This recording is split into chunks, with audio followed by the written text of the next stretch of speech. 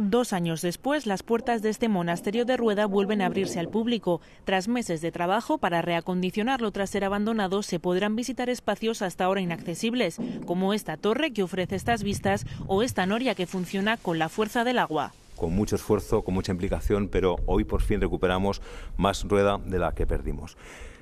Quien recorra este monasterio, quien lea este libro, disfrutará, por lo tanto, de un elemento esencial de nuestro patrimonio cultural, de nuestro patrimonio colectivo, y además aprenderá mucho de nuestro pasado, y eso es fundamental.